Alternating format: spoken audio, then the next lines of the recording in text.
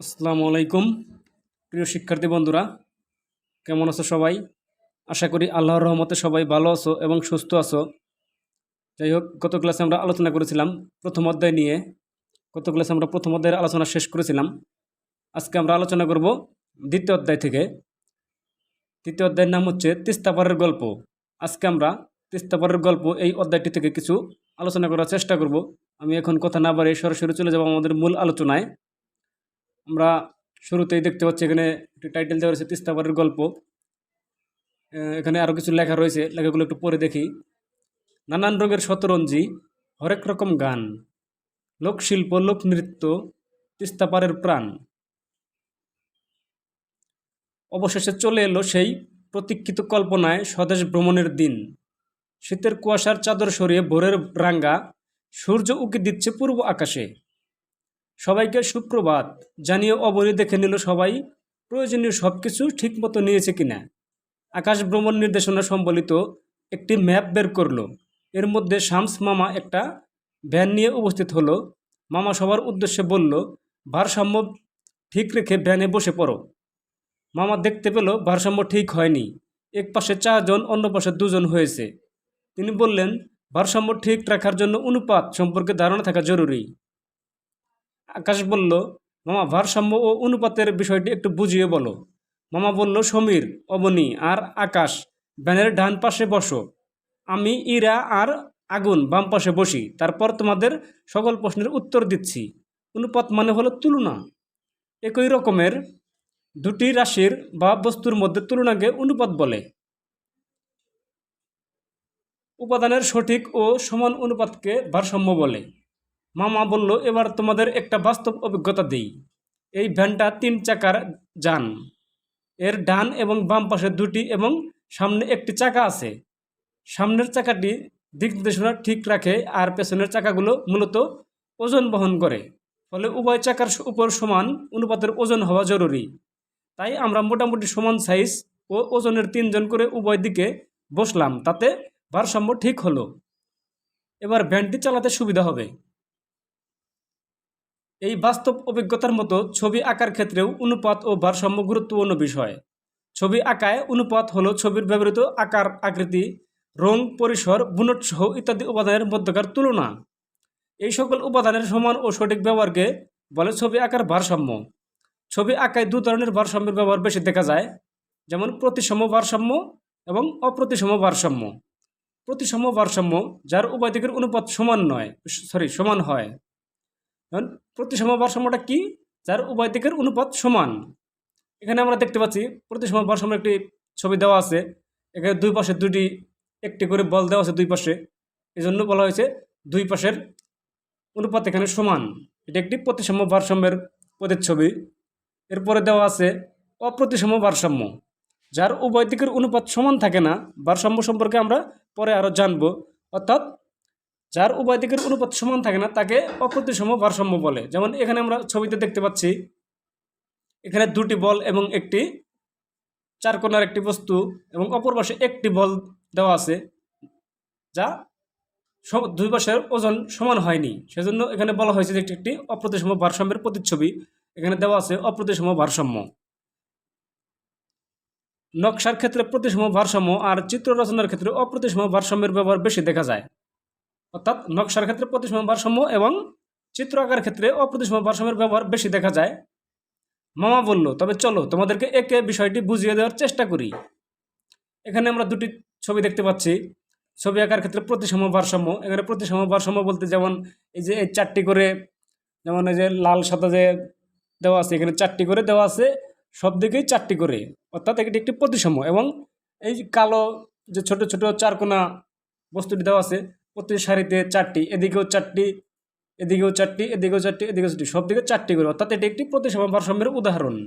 এবং ছবি আঁকার ক্ষেত্রে অপ্রতিসম ভারসাম্য, যেমন এখানে দেখো, এখানে একই জিনিস দুটো নেই, আছে কিন্তু এক এক জিনিস এক এক দিকে ভিন্ন ভিন্নভাবে।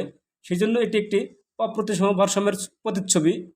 ছবি আঁকার ক্ষেত্রে অপ্রতিসম ভারসাম্যটি বেশি ব্যবহৃত হয়। এরপরে রয়েছে, এই সকল আলোচনা করতে করতে ভ্যানটি বাস স্টেশনে এসে থামলো। তাদের এবারের গন্তব্য পঞ্চগড় হয়ে রংপুর। রংপুর, নীলফামারী, লালমনিরহাট, কুড়িগ্রাম, ঠাকুরগাঁও, গাইবান্ধা, দিনাজপুর, পঞ্চগড় এই 8টি জেলা নিয়ে রংপুর বিভাগ গঠিত। তিস্তা এই অঞ্চলের গুরুত্বপূর্ণ নদী। শতরঞ্জি, ভাওয়াইয়ে গান আর সাঁওতাল নাচ এই বিভাগের লোকসংস্কৃতিকে করেছে সমৃদ্ধ। এর মধ্যে বাস রংপুর এসে পৌঁছালো। বাস থেকে নেমে মামা এক ব্যক্তিকে বুকে জড়িয়ে ধরে হাত মেলালো। তিনি বাস স্টেশনে আমাদের সবার জন্য অপেক্ষা করছিলেন। মামা সবাইকে জানালেন ইনি আমার বন্ধু রাইসুল ইসলাম। সবাই রাইসুল মামাকে সালাম আর অভিবাদন জানালো। শামস মামা বললেন, আমরা একসাথে বিশ্ববিদ্যালয়ে পড়াশোনা করেছি। আমি পড়েছি চারুকলা বিভাগের আর রাইসুল পড়েছে সঙ্গীত বিভাগে। দুটি আলাদা বিভাগের ছাত্র হলেও আমরা সবসময় একসাথে নতুন কিছু করার স্বপ্ন দেখতাম। এর মধ্যে রাইসুল মামা বললেন, তোমরা নিশ্চয়ই পঞ্চরত্ন, তোমাদের কথা আমি শামসের কাছে থেকে শুনেছি। এখন প্রথমেই সবাই আমাদের বাড়িতে যাব, সেখানে দুপুরের খাবার খেয়ে যাব নিশবেদগঞ্জ বা শতরঞ্জি গ্রামে। দুপুরের খাবার টেবিলে রাইসুল মামা বললেন, আজকে তোমাদের রংপুরের 3টি ঐতিহ্যবাহী খাবারের সাথে পরিচয় করিয়ে দেই। প্রথমটি হলো পাট শাক ও খাবার সোডা দিয়ে রান্না করা শোলকা। দ্বিতীয়টি হলো নাপা শাক দিয়ে রান্না করা পেলকা। আর শেষেরটি হলো ছোট মাছের শুকনো শুটকি আর কচুর ডাঁটা। অর্থাৎ এখানে 3টি ঐতিহ্যবাহী খাবারের নাম দেওয়া আছে, শোলকা, পেলকা এবং শুকনো শুটকি আর কচুর ডাঁটা। কচুর ডাঁটা দিয়ে তৈরি করা হয় শীতল। গরম ভাতের সাথে এই 3 ঐতিহ্যবাহী খাবার খেয়ে পঞ্চরত্ন অভিভূত হয়ে গেল। খাবারের ফাঁকে শামসামা বললেন, ঐতিহ্যবাহী স্থানীয় খাবার হলো নিজস্ব সংস্কৃতির রূপ। এসব ঐতিহ্যবাহী খাবার না খেলে স্থানীয় সংস্কৃতিকে জানাটাই অসম্পূর্ণ থেকে যায়। খাবার শেষে রাইসুল মামার নেতৃত্বে সবাই বেরিয়ে পড়ল শতরঞ্জি গ্রামের উদ্দেশ্যে। এখানে আমরা দেখতে পাচ্ছি শতরঞ্জি গ্রামের একটি ছবি দেওয়া আছে। আমরা প্রথমেই আসলে আমাদের জেনে নেওয়া উচিত হলে শতরঞ্জিটা কি। শতরঞ্জি হলো এক ধরনের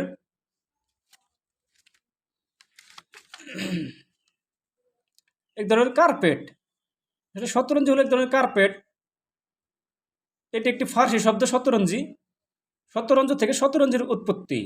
এটি আগে বিভিন্ন প্রভাবশালী ব্যক্তিদের বাংলোতে, তাদের বাসায় একটি বসার আসন হিসাবে ঐতিহ্যবাহী ছিল। আমি তোমাদেরকে আসলে বোঝাতে চাইছি শতরঞ্জি আসলে একটি কার্পেট ধরনের একটি বস্তু। এরপর আমরা দেখতে পাচ্ছি রংপুর শহরের উপকণ্ঠে ঘাঘট নদীর তীরে অবস্থিত নিশবেদগঞ্জ এই অঞ্চলে হস্তশিল্পজাত পণ্য হিসাবে শতরঞ্জি তৈরি হয়। ঐতিহ্যবাহী পণ্য হিসাবে এর রয়েছে কয়েক শত বছরের গৌরব গাথা। বর্তমানে বাংলাদেশের একটি ভৌগোলিক নির্দেশক পণ্য বা গ্রাফিক্যাল ইন্ডিকেশন হিসাবে যা স্বীকৃতি পেয়েছে, অর্থাৎ এটি যে আমাদের নিজস্ব পণ্য তার আন্তর্জাতিক স্বীকৃতি পেয়েছে। পূর্বে এই এলাকার নাম ছিল পীরপুর। 1830 সালে এক ব্রিটিশ কালেক্টর মিস্টার নিশবেত এই পীরপুর এলাকায় এসে শতরঞ্জি দেখে মুগ্ধ হন।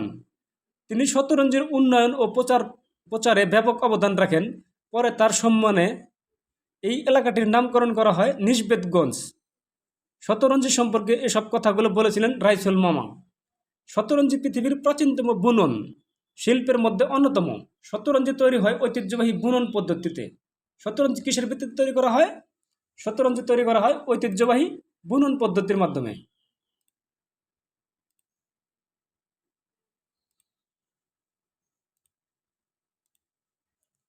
শতরঞ্জি কিসের মাধ্যমে তৈরি করা হয়? ঐতিহ্যবাহী বুনন পদ্ধতিতে। এর মধ্যে আমরা একটি শতরঞ্জি কারখানায় প্রবেশ করলাম। শতরঞ্জি তৈরি হয় পিটলুম বা গর্ততাতে। শতরঞ্জি তৈরি হয় কিসের মধ্যে? পিটলুম বা গর্ততাতে। এইখানে একটি প্রশ্ন চলে এসেছে, এবং আমাদের আসলে যেমন পিটলুম আমরা যদি বুঝতে না পারি পিটলুম কি, তাহলে কেমন হলো? আমরা শুরুতে জেনে নেব আসলে পিটলুম বা গর্ততাত কি বা কাকে বলে। যেমন প্রাচীনতার দিক দিয়ে পিটলুম বা গর্ততাতকে বলা হয় বাংলা অঞ্চলের আদিতাত। এই পিটলুম বা গর্ততাত সাধারণত বাঁশ, কাঠ ইত্যাদি সহজলভ্য জিনিস দিয়ে তৈরি হয়ে থাকে। বাংলার যে বিখ্যাত কাপড় ছিল মসলিন ও অন্যান্য বস্ত্র এই পিটলুম গর্ততাতেই তৈরি করা হতো। তাহলে আমরা কি বুঝলাম যে পিটলুম ও গর্ততা হচ্ছে বাঁশ কাঠ সহজলভ্য জিনিস দিয়ে তৈরি এক ধরনের তাঁত। এটাই হলো পিটলুম বা গর্ততাঁত। মাটিতে একটি গর্ত তৈরি করে তাতে পা ঢুকিয়ে বুনন শিল্পীরা বসেন, অর্থাৎ তাঁত তাঁত বুননের জন্য মাটির ভেতরে একটি গর্ত করতে হয় এবং গর্তে পা ঢুকিয়ে শিল্পীরা বসেন। তাঁতের প্যাডেলগুলো মাটির নিচে তাদের পায়ের কাছে থাকে। মাটির সমতলে কিছুটা উপরে তাঁতের কাঠ মোটা শক্তভাবে মাটির সাথে পোতা থাকে। কাঠার মধ্যে আটকানো টানাগুলো রশি দিয়ে দেওয়া হয়। প্রতি ইঞ্চিতে মোট 8টি করে রশি টানা থাকে। প্রতি ইঞ্চিতে কয়টি করে রশি টানা থাকে? 8টি করে রশি টানা থাকে। নকশা অনুযায়ী বিভিন্ন রঙের সুতা হাতে গুনে আড়াআড়িভাবে পার করা হয়। এভাবেই জ্যামিতিক বিন্যাসে নকশা ফুটিয়ে তোলা হয়। এভাবে নির্দিষ্ট মাপ সম্পন্ন হলে তা তাঁত থেকে কেটে নেওয়া হয়। এসব শতরঞ্জি বিভিন্ন সাইজের হয়ে থাকে।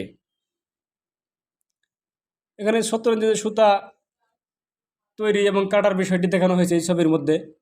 পিটলুম বা গর্তটা কীভাবে মানুষ তাঁত বুনায় সেই বিষয়ে দেখানো হয়েছে। মাটির নিচে পা দিয়ে আছে গর্ত করে, তোমরা বিষয়টি ফলো করবে। এরপরে দেখতে পাচ্ছি শতরঞ্জির নকশায় ব্যবহৃত মোটিভ অনুযায়ী তাকে ঐতিহ্যবাহী নকশা আর আধুনিক নকশা দুই ভাগে ভাগ করা যায়।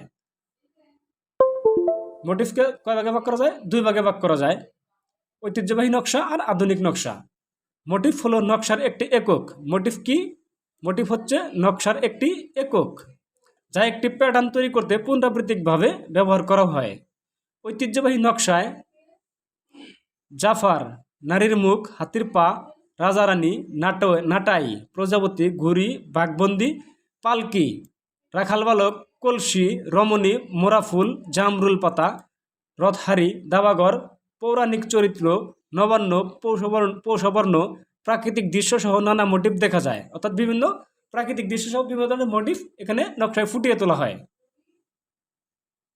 এরপর আমরা দেখতে পাচ্ছি শতরঞ্জির কিছু ছবি দেওয়া আছে। আমরা আগেই বলেছি শতরঞ্জি হলো এক ধরনের কি? শতরঞ্জি হলো এক ধরনের কার্পেট টাইপের একটি বস্তু, যা একটি বসার আসন। এখানে শতরঞ্জি মোটিফের বিভিন্ন ছবি দেওয়া আছে।